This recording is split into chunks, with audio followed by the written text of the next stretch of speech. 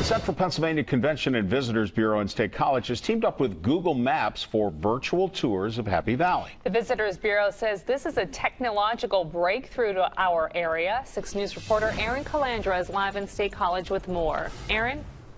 Marty, Jen, this new program gives people from across the world an inside look of our restaurants, shops, and other businesses here in Happy Valley. A great tool for people coming here to visit or moving to the area.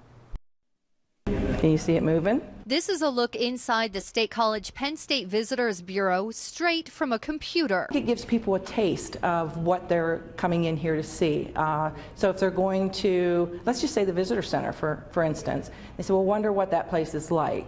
The virtual tour will show them the inside of the visitor center. With just the click of a mouse, people across the world can get a 360-degree look inside Happy Valley's restaurants, shops, and other businesses, an innovative tool in the world of technology. People want to know what's in store for them.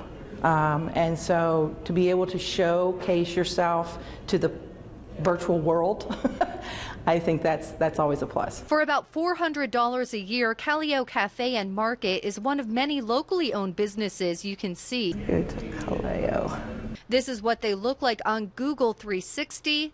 And this is what you get when you walk inside their doors. It answers some questions for them. If they hear about it through word of mouth or in another medium, then they can find it on Google 360 and find out more stuff. The Visitors Bureau is the first organization in Pennsylvania with this new type of technology, something Callio owner David Price says can only help when it comes to improving Center County. We get people who have just moved to the community, whether affiliated with the university or one of the local industries, and before they come here, they need to find out stuff.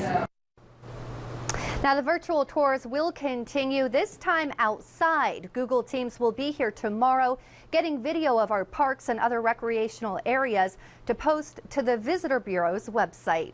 Live in State College, Erin Calandra, 6 News.